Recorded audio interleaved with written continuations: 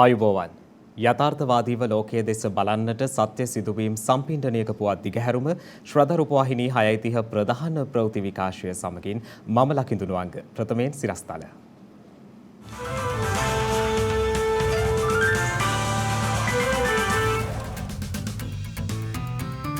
පාසල් දහසක් ජාතික පාසල් බවට පත් කිරීම ඇරඹෙයි. වයස අවුරුදු 12ත් 15ත් අතර ළමුන්ට එන්නත් කරණය අද සිට. මිනිසත් බව රැකී පොලිස් නිලදරුවනට උපහාර. පසුගිය වසරේ ගෝලීය ආහාර මිල ගණන් 28%කින් ඉහළට.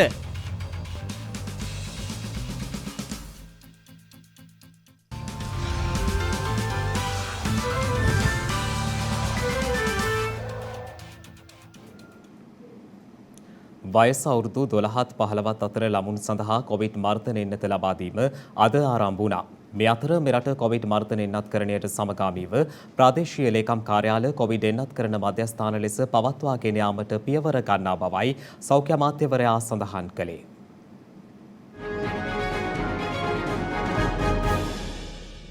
මෙරට ක්‍රියාත්මක වන කොවිඩ් මර්ධන එන්නත් කරන වැඩසටහනට සමගාමීව වයස අවුරුදු 12ත් 15ත් අතර පාසල් සිසුන්ට කොවිඩ් මර්ධන එන්නත් ලබා දීම දීප ව්‍යාප්තව අද ආරම්භ වුණා.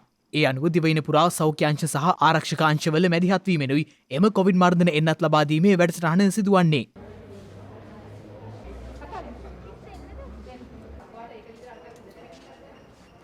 යම්කිසි ගැටලුකාරී තත්ත්වයක් තියෙන දරුවන් ඉන්නවා නම් විශේෂිත අවශ්‍යතාවයන් තියෙන දරුවන් ඉන්නවා නම් අපගේ රෝහල් වලට යොමු කරන්න අපි සතියේ දින 6 පුරාවටම මෙම එන්න වැඩසටහන රිජ්‍යාරය ළමා රෝහලේ ක්‍රියාත්මක කරනවා. ඒ වගේම දිවයිනේ අනිකුත් රෝහල් වලත් මේක ක්‍රියාත්මක වෙනවා. කුඩා දරුවන් මේ රෝගී තත්ත්වයෙන් මුදවා ගැනීම සඳහා තමයි වයස අවුරුදු 12ට වඩා වැඩි දරුවන්ට ෆයිසර් එන්නත පළවෙනි මාත්‍රාව ලබා දීම අද දිනේදී සිදු කරන්නේ. දැන් අද දිනේදී සංකේතාත්මක මේ වැඩසටහන ස්ථාන කීපයකදී ක්‍රියාත්මක වෙනවා. ලබන සවුන්දා සිට දිවයින පුරාවටම මේ එන්නත් කරන වැඩසටහන ක්‍රියාත්මක වෙනවා. මේ තුලින් අපි විශ්වාස කරනවා අපගේ පාසල් පද්ධතිය මේ දරුවන්ගේ අධ්‍යාපන කටයුතු හරියාකාරව ඉදිරියට කරගෙන යන්න අපිට අවස්ථාවක් ලැබේවි. ඉදිරි දින කාල සීමාව තුළ ඒවා ලබා දෙන පාසල් පිළිබඳව ඒ පාසල් වල ප්‍රධානීන් විසින් දෙමව්පියන්ට දරුවන් හරහා බොහෝ වෙලාවට දැනුම් දෙනවා ඇති. ඒ අනුව ඒ ස්ථානවලට ඒ පාසල් වලට ගොස් මේක එන්නත ලබා ගන්න කියලා ඉල්ලා සිටිනවා. මේ එන්නත ලබා දීමට සුදුසු දරුවන්ට පමණයි මේ එන්නත ලබා දෙන්නේ. කලාතුරකින් මේ එන්නත ලබා දෙන පුද්ගලයන්ට අසාත්මිකතාවයක් එහෙම ඇති වෙන්න ඉඩ තියෙන නිසා එවැනි අයව අපි අයින් කරලයි මේ එන්නත ලබා දෙන්නේ. ඒ නිසා නොබියව ගිහිල්ලා මේ එන්නත ලබා ගැනීමට පහසුකම් සපයන්න කියලා දෙමව්පියන්ගෙන් අපි ඉල්ලා සිටිනවා. මෙම සංකූලතා ගෙදර ගියාට පසු ඇති වුණොත් අපේ දුරකථන අංකයක් ඒ අවස්ථාවේදීම ලබා දෙනවා. ඒට අමතලා ඒ පිළිබඳව උපදෙස් ලබා ගන්න පුළුවන්. පැහැදිලිවම ළමා රෝහල හැටියට අපි සූදානම් අවශ්‍ය වෙන ඕනම සංකූලතාවයක් කළමනාකරණය කිරීම සඳහා. කොවිඩ් රෝගේ වැළඳුනොත් ළමුන්ට කල්ගත වෙන කොයි වගේ අසුරු ආබාධ එනවද? කාලයකදී මිස්සී කියන රෝගය, බහු ඉන්ද්‍රිය ප්‍රදාහ රෝගය කියන එක තමත් වැදගත් ගැටලුවක්. වෛද්‍යවරයෙකුට උනත් එය පරිපාලනය කිරීම තමයි දුෂ්කර රෝගයක්. ඒකදී විශාල ඖෂධ ලබා දෙන්න ඕනේ. ඒ වගේම ළමුන් සෑහෙන කාලයක් රෝහල්ගත වෙලා ඉන්න ඕන.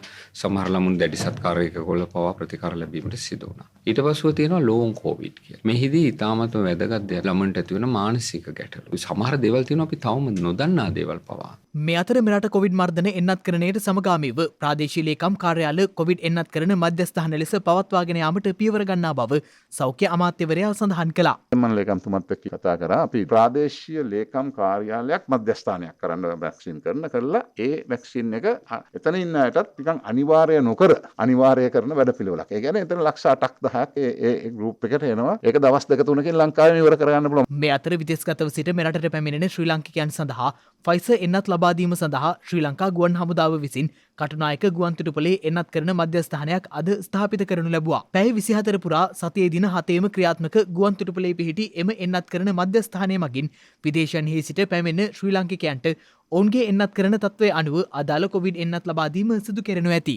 එහිදී එන්නත් කරණය නොලැබුවන්ට පළමු මාත්‍රාවත් පළමු මාත්‍රාව ලැබූ අයට දෙවන මාත්‍රාවත් ලබා දෙන අතර මාත්‍රා දෙකම ලබාගත් අය සඳහා බූස්ටර් හෙවත් වර්ධක එන්නත් මාත්‍රාව ලබා දීමට නියමිතයි. මේ අතර ඊයේ දිනේ මෙරටින් කොවිඩ් ආසාදිතයන් 586 4 දෙනෙකු වාර්තා වුණා. මේ අතර ඊයේ තවත් කොවිඩ් ආසාදිත මරණ 18ක් මෙරටින් වාර්තා වීමත් සමග මෙරට සමස්ත කොවිඩ් ආසාදිත මරණ සංඛ්‍යාවද 15083ක් දක්වා ඉහළ ගොස් තිබෙනවා. එමෙන්ම මේ වන විට වෛරසය ආසාදිතව රෝහල්ගතව ප්‍රතිකාර ලබන පුද්ගලයන් සංඛ්‍යාව 13423ක් වන අතර වෛරසය ආසාදිතව සිට සුවය ලැබූ සමස්තය දැක්වෙන්නේ 5,61,557ක් ලෙසයි. ගෝලීයව වාර්තා වන සමස්ත කොවිඩ් ආසාදිතයින් සංඛ්‍යාව ඊයේ දිනය නිමා වන විට කෝටි 30 සීමාව ඉක්මවා ගොස් තිබෙනවා.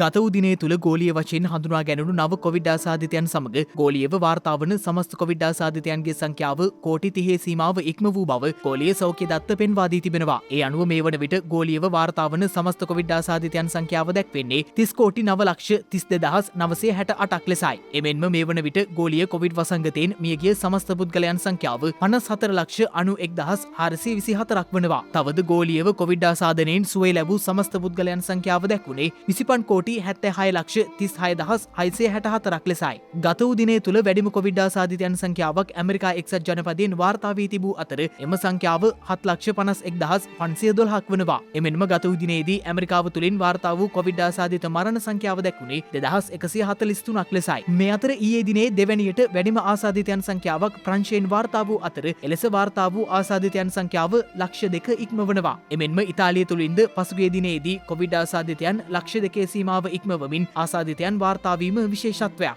මේ අතර ඔමික්‍රෝන් ප්‍රභේදයේ ව්‍යාප්තියත් සමග ඉන්දියාවෙන් වාර්තා වන දෛනික කොවිඩ් ආසාදිතයන් සංඛ්‍යාව ගත වූ පැය 24 තුල ලක්ෂය ඉක්මවා ගොස් ඇති බව විදේශ මාධ්‍ය වාර්තා කළා. ඒ පෙර දිනේදී 90,000 ඉක්ම වූ ආසාදිතයන් පිරිසක් ඉන්දියාවෙන් වාර්තා වීමත් සමගයි. මෙලෙස ඉන්දියාවේ දෛනික කොවිඩ් ආසාදිතයන් සංඛ්‍යාව ලක්ෂය ඉක්මවා ඇත්තේ එරට දෙවන කොවිඩ් රැල්ල පැවති පසුගිය වසරේ ජූනි මාස එනම් ඊට මාස 7කට පසුවයි. ඉන්දියාවේ පළමු කොවිඩ් රැල්ලේදී ආසාදිතයන් සංඛ්‍යාව දසදහසේ සිට ලක්ෂය දක්වා ඉහළ යාමට දින 103ක් ගත වූ අතර දෙවන රැල්ලේදී ඒ සඳහා ගත වූයේ දින 47ක් පමණක් බව විදේශ වාර්තා සඳහන් කළා. කෙසේ වෙතත් වත්මන් ඔමික්‍රෝන් රැල්ල එමෙන් 5 ගුණයක් වේගවත් බවයි ඉන්දිය සෞඛ්‍ය අංශ විසින් පෙන්වා දී ඇත්තේ. පසුගිය දෙසැම්බර් මාස 28 වනදා ඉන්දියාවේ ඔමික්‍රෝන් ව්‍යාප්තිය ආරම්භ වූ අතර මේ වන විට දෛනික ආසාදිතයන් සංඛ්‍යාව 135කින් ඉහළ ගොස් තිබෙනවා. ඉන්දියාවේ දෛනික ආසාදිතයන් සංඛ්‍යාව පසුගිය දින දෙක තුල පමණක් 56ක ඉහළ යාමක්ද පෙන්눔 කර තිබීම විශේෂත්වයක්.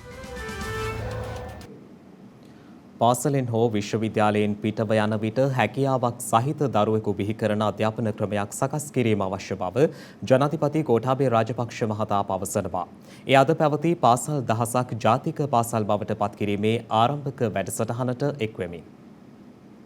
සෞභාග්‍යයේ දැක්ම ප්‍රතිපත්ති ප්‍රකාශයේ තවත් එක් පියවරක් යථාර්ථයක් බවට පත් කරමින් පාසල් දහසක් ජාතික පාසල් බවට පත් කිරීමේ වැඩසටහන අද ආරම්භ කෙරුණා. ඒ මොනරාගල සීමලාණ්ඩුව මහාවිද්‍යාලයේ ජාතික පාසලක් ලෙස සිසු අයිතියට පත් කිරීමත් සමගයි. ජනාධිපති ගෝඨාභය රාජපක්ෂ මහතාගේ ප්‍රධානත්වයෙන් මෙම කටයුතු සිදු කෙරුණා.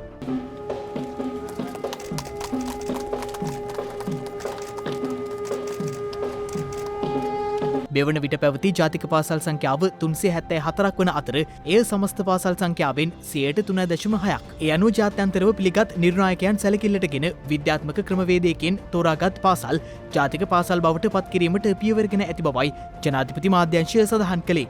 පාසල් දහසක් ජාතික පාසල් බවට පත් කිරීමේ පළමු අවස්ථාව සමාරම්භ කරමින් මුණරාගල සියඹලාණ්ඩුව මහාවිද්‍යාලය ජාතික පාසලක් බවට පත් කිරීමේ නිල ලේඛනය ජනාධිපතිවරයා විසින් එම විද්‍යාලයේ විදුහල්පතිතුමිය වෙත පිරිනමනු ලැබුවා. උත්සවය අමතමින් ජනාධිපති ගෝඨාභය රාජපක්ෂ මහතා සඳහන් කළේ පාසලෙන් හෝ විශ්වවිද්‍යාලයෙන් පිටව යන විට හැකියාවක් සහිත දරුවෙකු බිහි කරන අධ්‍යාපන ක්‍රමයක් සකස් කිරීම සඳහා වන වැඩපිළිවෙල පරිපූර්ණ ලෙස ක්‍රියාවට නංවමින් සිටින බවයි. මේ අධ්‍යාපනය ලබනකොට කිසිම අවස්ථාවක මොන අවස්ථාවදීක හෝ සිසුවෙක් පාසල් යම අතහරිනව නම් ඒ අවස්ථාවන වෙනිට ඔහුට ඔයායට යම් කිසි හැකියාවක් ලැබෙන ආකාරයේ අධ්‍යාපනයක් අපි ලබා දෙන්න. ඒ නිසා තමයි අපි විශේෂයෙන්ම පෙර පාසල් වලට ඒ වගේම ප්‍රාථමික පාසලෙදි ද්විතීය අධ්‍යාපනයේදී හා තෘතීය අධ්‍යාපනයේදී මේ සෑම අවස්ථාවකම ඒ විෂය පිළිබඳ දැනුමක් ලබා දෙන්න මම පත්වුණු වහාම අපි අධ්‍යාපන ප්‍රතිසංස්කරණය කිරීම සඳහා විශේෂ කමිටු දෙකක් අපි පත් කරා. ඒ වගේම විශ්වවිද්‍යාල අධ්‍යාපනය. ඒ විශ්වවිද්‍යාල අධ්‍යාපනය අවසන් කළා එන ඒ දරුවන්ට රටට සමාජයට වගේ මොහුට ප්‍රෝජනාත් වන විදියේ දැනුමක් ලබාගන්නට අවශ්‍ය අයුරු ඒ අධ්‍යාපන විෂයන් සකස් කරන්නට මම ඒ විශ්වවිද්‍යාලවල උපකුලපතිවරු මුලින්ම ගෙනල්ලා ඒ අයට උපදෙස් දුන්නා. හැම රජයකම පුරුද්දක් තිබෙනවා මේ විශ්වවිද්‍යාලවලින් පිටවන උපාධිධාරීන්ට රජයේ රැකියාව ලබා දෙන්නට. මම පත් වෙලා 60,000කට පමණ උපාධිධාරීන්ට පත්වීම් ලබා දුන්නා. අපි මේ උපාධිධාරීන් විවිධ අංශවලට යොදවනකොට ඒ අයගෙන් රටටත් සමාජයටත් යම්කිසි සේවාවක් සිද්ධ වෙන්න ඕනේ. නැත්නම් ඒ අයටත් උන්ගේ අනාගතේ ඉදිරියට ගෙනියන්නට සාරවත් ඉදිරියට ගෙනියන්නට පුළුවන් කමක් වෙන්නේ නැහැ. මේ හින්දා තමයි මම විශේෂයෙන් උපකුලපතිවරුන් දැනුම් දුන්නේ සෑම වර්ෂයකම ඉන්න මහාම පටන්ගෙන තොරතුරු තාක්ෂණය පිළිබඳ විශේෂයෙන් කළමනාකරණය මේවැනි විෂයන් අනිවාර්යෙන්ම ඒ අයට විෂයක් හැටියට ගන්නන්නට කියලා. මොනරාගල දිස්ත්‍රික්කයේ පාසල් 62ක් සඳහා රූපවාහිනී යන්ත්‍ර 88ක් ලබාදීම සංකේතවත් කරමින් පාසල් 5ක විදුහල්පතිවරුන්ට රූපවාහිනී යන්ත්‍ර 5ක් ලබාදීම 2022 වර්ෂය සඳහා පාසල් ළමුන්ට නිල ඇඳුම් සහ පාවාහන් සඳහා වවුචර් පත් පිරිනැමීමද මෙහිදී ජනාධිපතිවරයා අතින් සිදු කෙරුණා. ත්‍රිකුණාමලය තෙල් ටැංකි සංකීර්ණය ලංකා IOC සමාගම සමග එක්ව සංවර්ධනය කිරීමට අදාළ ගිවිසුම ඊයේ අත්සන් තබා තිබෙනවා. ඒ අනුව පිහිටුවන ත්‍රින්කෝ පෙට්‍රෝලියම් ටර්මිනල් පෞද්ගලික සමාගම යටතේ තෙල් ටැංකි 61ක් දෙපාර්ශ්වයකව සංවර්ධනය කිරීමට නියමිතයි.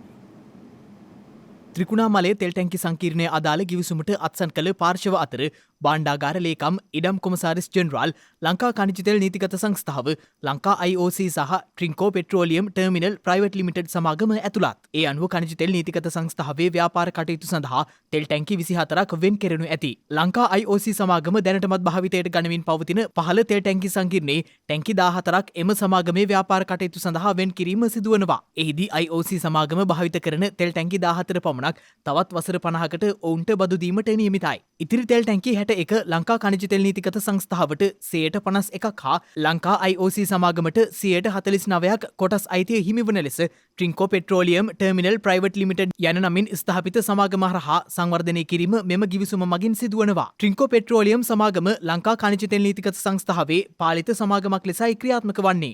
එහි අධ්‍යක්ෂ මණ්ඩලයේ 7 දෙනාගෙන් 4 දෙනෙකුම තෙල් සංස්ථාවෙන් පත් කෙරෙන අතර එහි සභාපති ධූරය හිමි වන්නේද ලංකා ඛනිජ තෙල් නීතිගත සංස්ථාවටයි. අභියෝග හමුවේ වුවද දරුවන් වෙනුවෙන් සුරක්ෂිත දියුණු රටක් නිර්මාණය කිරීමට තමන් ඇතුළු රජය කැපවන බව අග්‍රාමාත්‍ය මහින්ද රාජපක්ෂ මහතා පවසනවා. අග්‍රාමාත්‍යවරයා මේ අදහස් පළ කළේ ඊයේ කුරුණෑගල පැවති උත්සවයකට එක්වෙමින්. කුරුණෑගල මලියදේව බාලිකා විද්‍යාලයේ නව තෙමහල් ගොඩනැගිල්ල සිසු අයිතියට පත් කිරීම ඊයේ සිදු කෙරුණා. ඒ අග්‍රාමාත්‍ය මහින්ද රාජපක්ෂ මහතාගේ ප්‍රධානත්වයෙන්.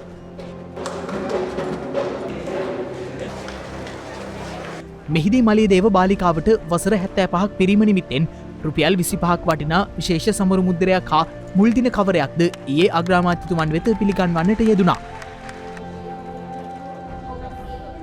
ආදරණීය දියණිවරුනි, ඔබේ පාසල් කාලය තමයි ජීවිතයේ වටිනාම කාලය. ඔබ සතු ඇති බලය තමයි දැනුම. දැනුම ලබන්නේ අධ්‍යාපනයෙන්. දැනුමෙන් පෝෂණය වෙනවා කියන්නේ කිසිවෙකුට අත නොපා ඔබලාට දෙපැයින් නැගී සිටීමට ලැබෙන අවස්ථාවක්. තුප්පත් පොහොසත් උගත් නොගත් කිසිදු භේදයකින් තොරව තමන්ගේ දරුවන් දැනුමෙන් පෝෂණය කරන්න දෙමව්පියන් කැපවෙන්නේ ඒ නිසයි කියලා මම විශ්වාස කරනවා. එදා කොවිඩ් වලට ගෙදර නැවතුණු දරුවන් ජංගම දුරකථනයට හැබැයි වෙලා කියලා සමහර දෙමව්පියෝ මගේ ගාවට ඇවිල්ලා මැසිවිලි කියනවා. මැසිවිලි නගනවා. වෛද්‍යවරු පවා මේ ගැන අනතුරු අඟවල තියෙනවා. හොඳට වගේම නරකටත් තාක්ෂණය ඉවහල් වෙනවා. එනිසා දරුවෝ දැනගන්න ඕන වැරදි මඟ නොයා තාක්ෂණයෙන් අපිට ලැබෙන්න තියෙන ලබා ගන්න තියෙන හරි දේවල් සොයා යන්න. දෙමව්පියන්ටත් ගුරුවරුන්ටත් වගකීමක් තියෙනවා. දරුවන්ට නිවැරදි දේ කියා දෙමින් ඔවුන්ට අධ්‍යාපනය කරන්න. අධ්‍යාපනය සඳහා මෙතෙක් කිසිදු රජයක් වෙන් නොකරපු මුදලක් අපි මෙම වර්ෂයේ වෙන් කරලා තියෙනවා.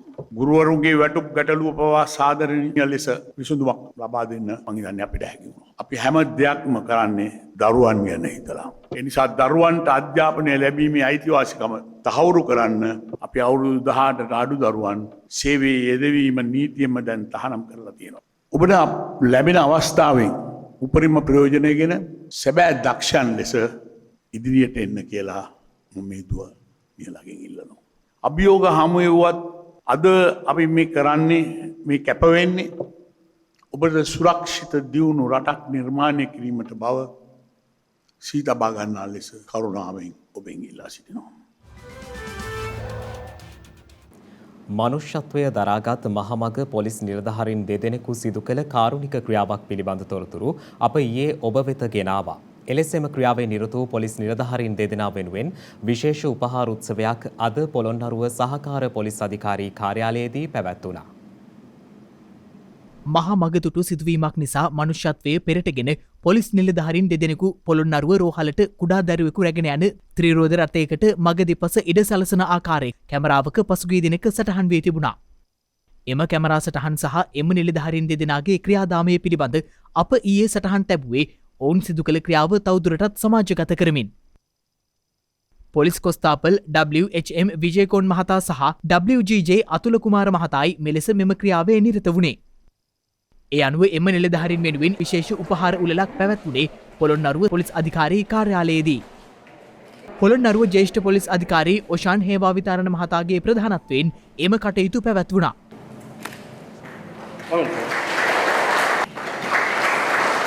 නිලධාරීන් කරපු සත්‍යාව අනිකුත් මේ කොට්ටාස නිලධාරීන්ට වගේම ශ්‍රී ලංකා පොලිසියෙන් අනිකුත් සියලු නිලධාරීන්ට ලොකු ආදර්ශයක් වෙනවා. ඉතින්ලා හිතන්න මේ ක්‍රියාව සැලසුම් කරලා කරපු එකක් නෙමෙයි. පාරේ යන වනත් වාහනයක කැමරාවට හසු වෙච්ච ඒ දසුණක් තමයි මේ අවස්ථාව උදා කරලා දුන්නේ. ඉතින් ඒකට විශේෂම ස්තුතිවන්ත වෙන්න ඕනේ එම වාහනේ ක්‍රියතුරු මහත්මයාට.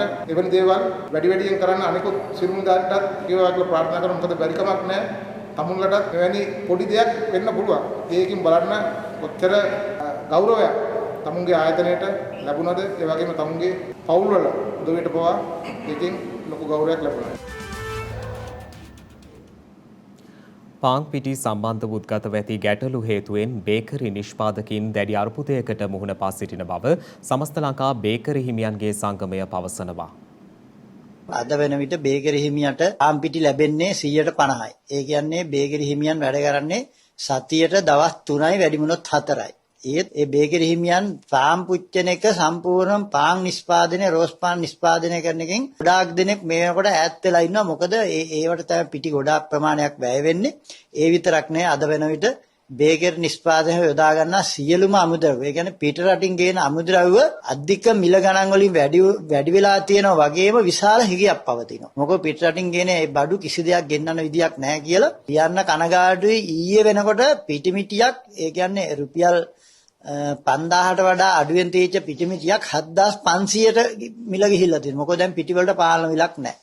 පිටි පීයට විකුණන්නත් කරන්න දෙයක්වත් නැහැ. මේකේ කළුකඩ මාපියාවකුත් බිහි වෙනක නවත්තන්නත් බෑ. ඒ කියන්නේ රුපියල් 84යි 50ට තීච්ච පිටි කිලෝ එකක් දැන් රුපියල් 150ට ගන්න සිද්ධ වෙලා තියෙනවා. එකට එකක් නැගලා මේ පිටි මිල. ඉතින් මේ පිට රටින් පිටි ගෙන්නලා ඉතාමත්ම අධික මිල ගණන් වලට මේ අලෙවි කරනවා. මොකද පිටි මිටියක් හොයාගන්න බැරි මිනිහා රුපියල් 5000කට 10000ක් දීලා හරි ගන්නවා.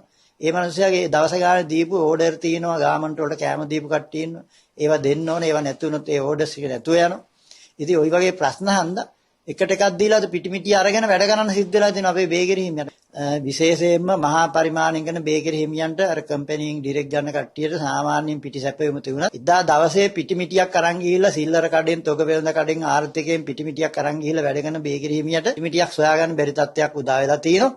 ඉතින් මේ තත්ත්වය ඉතාමත්ම කනගාටුදායකයි. අපි ඉල්ලා සිටිනවා අනිවාර්යයෙන්ම මේ ඉතා කුඩා මේ බේකරි හිමියන් අද සියලුම දෙනාගේ ජීවන මාර්ගය ඇහිරලා තියෙනවා. නැත්තම් විශාල අර්බුදයකට මුහුණ දෙන්න සිද්ධ වෙනවා. ඉතින් අපි රජයෙන් ඉල්ලා සිටින ඉතා ඉක්මනින් මේ පිළිබඳව මැදිහත් වීමක් වෙන්න කියලා.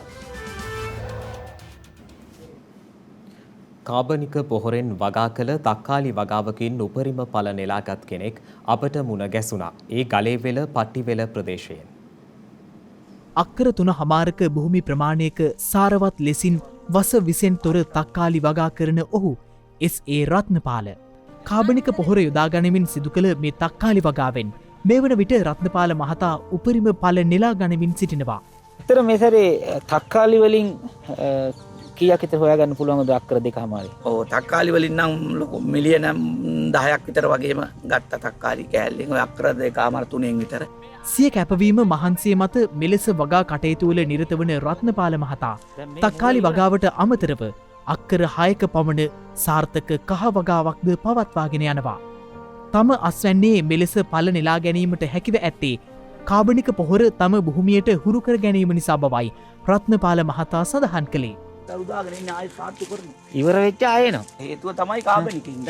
ඒ කියන්නේ ඉතින් කාබනික දාපුවාම ඒක තමයි පොළොව සාරවත් දියුණුයි කියලා කියන්නේ ඒකයි. කාබනික දාන්න ඕනේ. මෙහෙම නැත්තම් තක්කාලි ගස් වල ආයෙ දළු දාන මම දැකලා නැහැ. මෙව්ව හැදුවේ අගෝස්තු සැප්තැම්බර් 2 ඔක්තෝබර් නොවැම්බර් 2 කඩන්න පටන් ගත්තා. සැප්තැම්බර් 2 නොවැම්බර් දෙසැම්බර් 2 ජනවාරි 2කට මාස 2ක් කැඩුවා. දැන් කඩලා ආයෙත් ගෙඩි. ගහට හොඳට මූල මණ්ඩලයට දුවන්න අවස්ථාව දීලා තියෙන්නේ කාබනිකින්.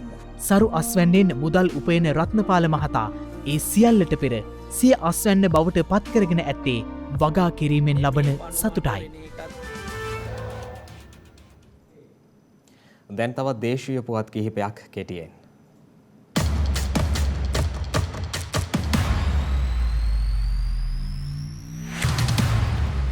පේරාදෙනිය ශික්ෂණ රෝහලේ වකුගඩු සත්කාර ඒකකයේ ජනසතු කිරීම සෞඛ්‍ය අමාත්‍ය කෙහෙලි රඹුක්වැල්ල මහතාගේ ප්‍රධානත්වයෙන් අද සිදු කෙරුණා. තෙමහල් ගොඩනැගිල්ලකින් සමන්විත එම වකුගඩු සත්කාර ඒකකය ළමා සහ වැඩිහිටි වකුගඩු බද්ධ කිරීමේ පහසුකම්ද සහිත රුධිර කාන්දු කරන යන්ත්‍ර 16ක් සහිත රුධිර කාන්දු කරන ඒකක දෙකකින්ද සමන්විතයි. එහිදී එම අවස්ථාවට සමගාමීව වකුගඩු සත්කාර ඒකකය ස්ථාපිත කිරීම සඳහා දායකත්වය ලබා දුන් ශ්‍රී ලංකා යුද හමුදාව ඇතුළු අනෙකුත් දායකයන් සඳහා උපහාර සහතිකපත් ලබා දීමද සිදු කෙරුණා.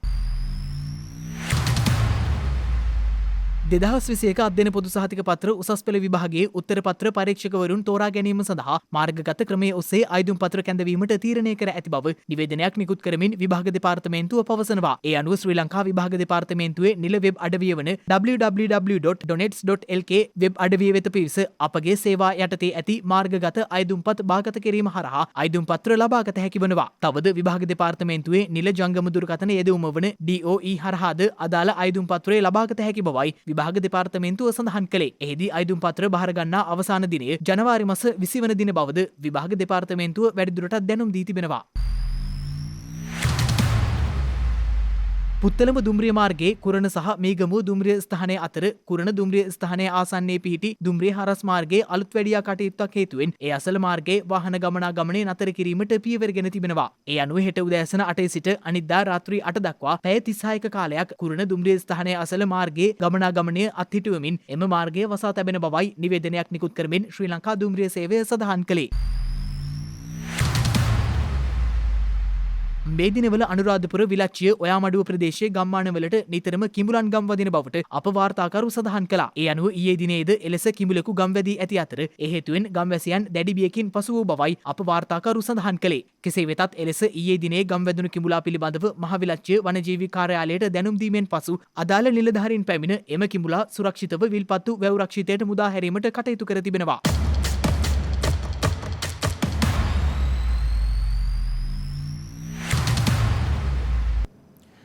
ජීවිතය මිතුරුකම වෙනුවෙන් පරතුවට තැබූ කතාව.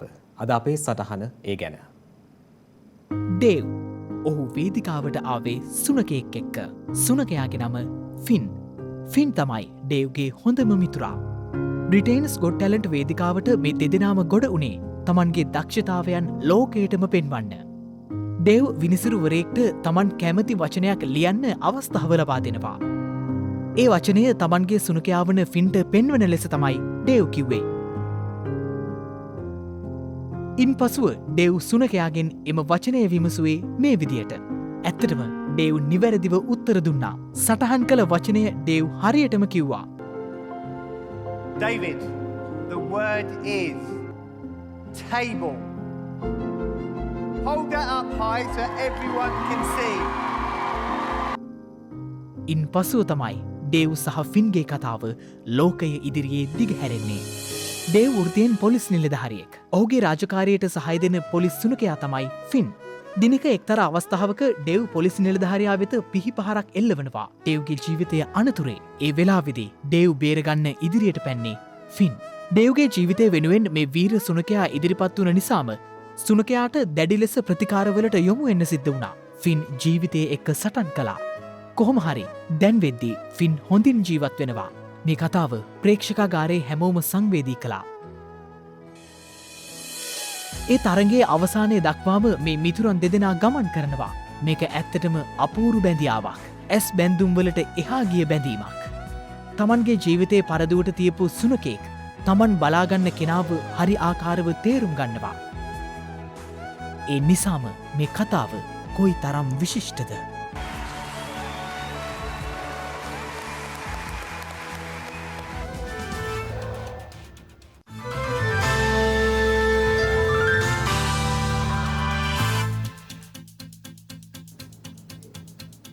අවධානය විදෙස් පුවත් වෙත.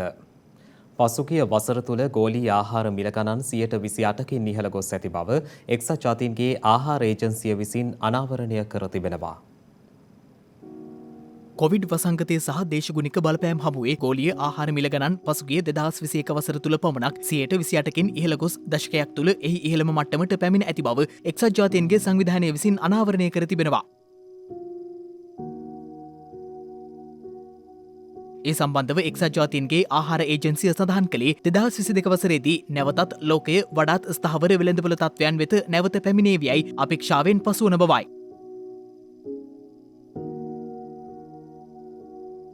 කොවිඩ් අර්බුදය හමුවේ ආර්ථිකයන් යථා තත්ත්වයට පත්වෙමින් තිබියදී ආහාර මිල ඉහළ යාම ආර්ථික උද්දමනයේ පුළුල් වැඩිවීමකට පාදක වී ඇති බැවින් ආනයනයන් මත යැපෙන රටවල දුප්පත් ජනගහනය පවතින ඉහළ පිරිවැය හමුවේ අවදානමට ලක්වන බවටත් එම සංවිධානය විසින් අනතුරු අඟවා තිබෙනවා.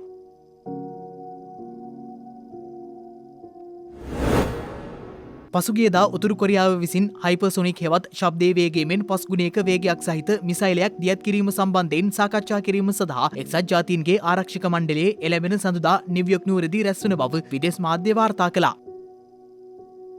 එක්සත් ජාතීන්ගේ ආරක්ෂක මණ්ඩලයේ නිත්‍ය සමාජිකයන් තිදෙනෙකු වන ඇමරිකා එක්සත් ජනපදය, ප්‍රංශය සහ එක්සත් රාජධානිය මෙන්ම සෙසු රටවල් වන අයර්ලන්තය සහ ඇල්බේනියාව යන රාජ්‍යයන් විසින්ද එවැනි සාකච්ඡාවක් කැඳවන ලෙස ඉල්ලීම් ඉදිරිපත් කරනු ලැබුවා. උතුරු කොරියාව විසින් සිදු කරන න්‍යෂ්ටික සහ මිසයිල අත්හදා බැලීම් හේතුවෙන් 2017 වසරේදී ජගත් ආරක්ෂක මණ්ඩලය සම්බාධක පෙළක් පැනවීමට පියවරගත් නමුත් උතුරු කොරියාව විසින් සිය අත්හදා බැලීම් සහ මිසයිල දියත් කිරීම වරින් වර සිදු කර තිබෙනවා. ඒ අටතේ පසුගියදා උතුරු කොරියාව විසින් දියත් කළ සිය නවතම හයිපර්සොනික් මිසයිලය කිලෝමීටර 700ක් ඈතින් වූ ඉලක්කයක් වෙත සාර්ථකව එල්ල වූ බවයි උතුරු කොරියානු නිල ප්‍රවෘත්ති සේවා විසින් වාර්තා කරනු ලැබුවේ.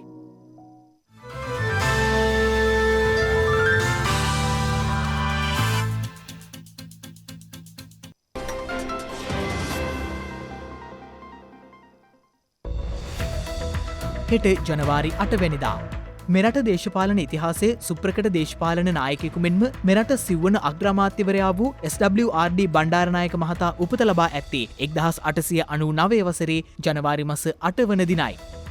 සුප්‍රකට බාලදක්ෂ ව්‍යාපාරයේ නිර්මාතෘවරයා වූ බේඩන් පවල් සාමිවරයා මෙලොවින් සමුගෙන ඇත්තේ 1941 වසරේ ජනවාරි මාස 8 වන දිනයි. යුනෙස්කෝ සංවිධානය විසින් මෙරට සුප්‍රකට සංචාරක ස්ථානයක් වන සීගිරියේ සංරක්ෂණ කටයුතු ආරම්භ කරන ලද්දේ 1982 වසරේ ජනවාරි මාස 8 වන දිනයි.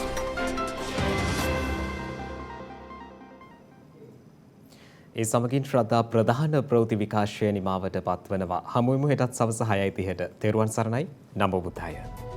මෙවැනි වැදගත් පුවත් නැරඹීම සඳහා ශ්‍රද්ධා TV News YouTube channel එක subscribe කර සීනුව සලකුණ වන්න.